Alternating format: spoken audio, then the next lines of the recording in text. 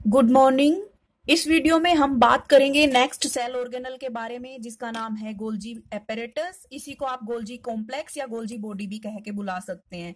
तो Golgi body के बारे में जो हम पढ़ेंगे वो इसके बेसिक इंट्रोडक्शन के बारे में पढ़ेंगे, गोल्जी बॉडी की लोकेशन के बारे में पढ़ेंगे, गोल्जी बॉडी के स्ट्रक्चर के बारे में पढ़ेंगे और इसके बाद फाइनली हम गोल्जी बॉडी के फंक्शंस के बारे में डिस्कस करेंगे। तो वन बाय वन देखिए। सबसे पहले गोल्जी बॉडी का थोड़ा सा मैं इंट्रोडक्शन आपको बता दूं। कैमिलो गोल्जी नाम के साइंटिस्ट ने 1989 में गोल्जी बॉडी को सेल में ऑब्जर्व किया था।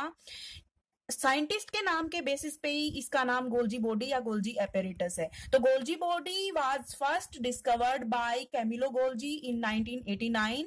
इसके बाद गोल्जी बॉडी देखिए एक single membrane bound cell organelle होती है जो कि सेल के साइटोप्लाज्म के अंदर प्रेजेंट होती है। लोकेशन के बारे में अगर बात की जाए गोल्जी बॉडी की, तो सभी प्रोकैरियोटिक सेल्स के अंदर गोल्जी बॉडी एब्सेंट होती है। गोल्जी बॉडी केवल यूकैरियोटिक सेल्स में पाई जाती है और यूकैरियोटिक सेल्स में भी एक एक्सेप्शन है जहां पे गोल्जी बॉडी एब्सेंट होती है, वो है मैच्योर मेमेलियन आरबीसीज। तो Golgi bodies are absent in prokaryotic cells and mature mammalian RBCs while Golgi bodies are present in eukaryotic cells।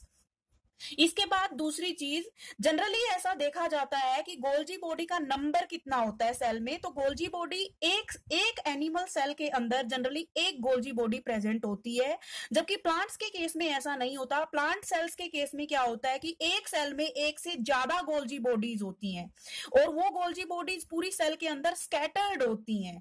तो प्लांट्स के केस में जो स्कैटर्ड और न्यूमरस गोल्जी बॉडीज होती हैं वहां उनको हम गोल्जी बॉडी ना कह के उनको डिक्टियोसोम कहेंगे।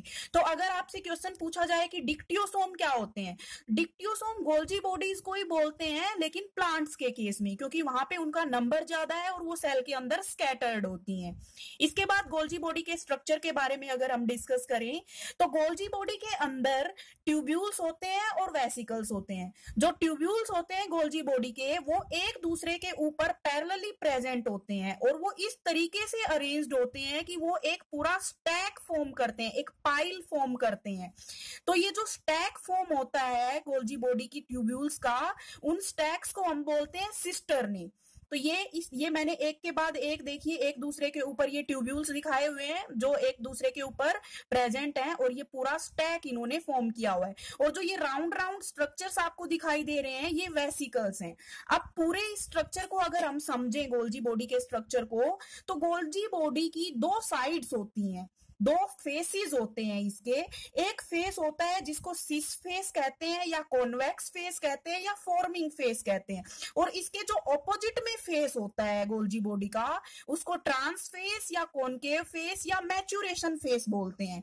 इनकी नेमिंग इस तरीके से क्यों की गई है वो आप समझिए। अब जो फॉर्मिंग फेस होता है गोल्जी बॉडी का उसमें वेसिकल्स आके फ्यूज होते हैं और जो मैच्योरेशन फेज होता है गोल्जी बॉडी का उसमें से वेसिकल्स बाहर निकलते हैं।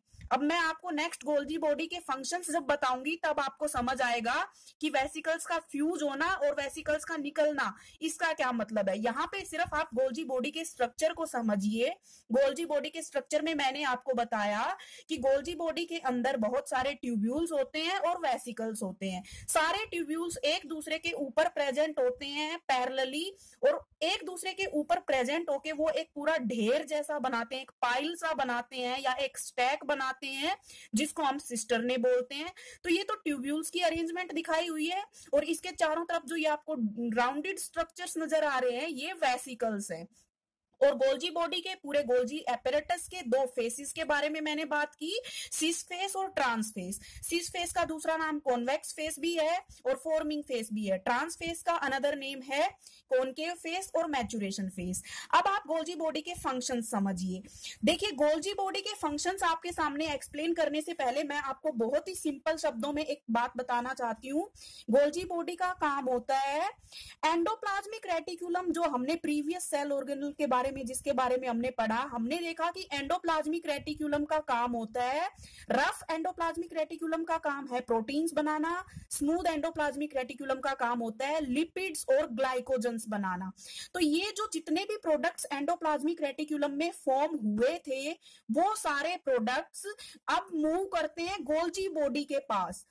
वो सारे प्रोडक्ट्स जो एंडोप्लाज्मिक रेटिकुलम में फॉर्म हुए थे वो सारे प्रोडक्ट्स इमैच्योर स्टेज में थे।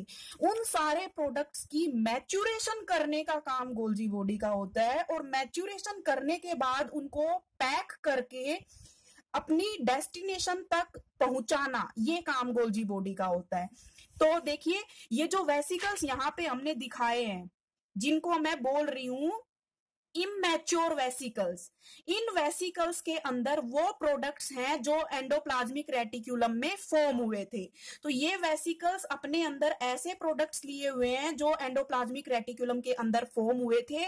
वो सारे के सारे प्रोडक्ट्स वेसिकल्स में पैक होके गोल्जी बॉडी के पास आते हैं। सिस फेस से वो गोल्जी बॉडी के अंदर एंटर करते हैं और गोल्जी बॉडी के अंदर प्रोसेसिंग होती है इन इमैच्योर वेसिकल्स के अंदर प्रेजेंट प्रोडक्ट्स की। प्रोसेसिंग के बाद वो सारे प्रोडक्ट्स जब मैच्योर प्रोडक्ट्स में कन्वर्ट हो जाते हैं, फिर गोल्जी बॉडी उनको वेसिकल्स में फिर से पैक करके उनको उनकी एक्चुअल जो भी डेस्टिनेशन है वहां रिलीज करती है, वहां सिक्रीट करती है। तो यहां इन फंक्शंस में देखिए गोल्जी बॉडी का क्या फंक्शन होता है। गोल्जी बॉडी का फंक्शन होता है मॉडिफिकेशन, मैच्योरेशन, कुछ टाइम के लिए स्टोरेज, फिर पैकेजिंग और फिर प्रोडक्ट्स का सिक्रीशन। ये कौन से प्रोडक्ट्स की बात हो रही है? ये वो प्रोडक्ट्स हैं जो प्रोडक्ट्स एंडोप्लाज्मिक रेटिकुलम ने तैयार किए थे। तो वो सारे प्रोडक्ट्स जो एंडोप्लाज्मिक रेटिकुलम में फॉर्म हुए थे वो सारे गोल्जी बॉडी के पास मूव करते हैं। गोल्जी बॉडी में उन प्रोडक्ट्स की मॉडिफिकेशन होती है, उनकी मैच्योरेशन होती है, उनको कुछ समय के लिए गोल्जी बॉडी अपने पास स्टोर करके रखती है, फिर उनको पैक करती है गोल्जी बॉडी, वेसिकल्स के अंदर ही पैक करती है और उन वेसिकल्स को फिर सिक्रीट कर देती है जहां भी उन प्रोडक्ट्स की जरूरत है, या तो सेल के अंदर ही या सेल के बाहर। तो ये एक फंक्शन हो गया गोल्जी बॉडी का। दूसरा फंक्शन है गोल्जी बॉडी का फॉर्मेशन ऑफ लाइसोजोम्स। लाइसोजोम्स क्या होते हैं ये हम नेक्स्ट वीडियो में डिस्कस करेंगे। यहाँ पे आप बस इतना ध्यान रखिए कि लाइसोजोम्स भी कहाँ बनते हैं, गोल्जी बॉडी के अंदर बनते हैं। ये कुछ फंक्शंस लिखे हुए हैं मैंने यहाँ गोल्जी बॉडी के। गोल्जी बॉडी जो होती है वो किसी भी सेल की मेन असेंबलिंग फैक्ट्री होती है। Golgi body is the main assembling factory of the cell. और इसके अलावा गोल्जी बॉडी को हम पैकिंग और डिस्पैचिंग यूनिट भी बोलते हैं सेल की। तो ये मैंने पूरा यहाँ पे गोल्जी बॉडी के बारे में डिस्कस किया है, गोल्जी बॉडी के स्ट्रक्चर और फंक्शंस के बारे में। इससे रिलेटेड असाइनमेंट्स भी आप सोल्व करिए।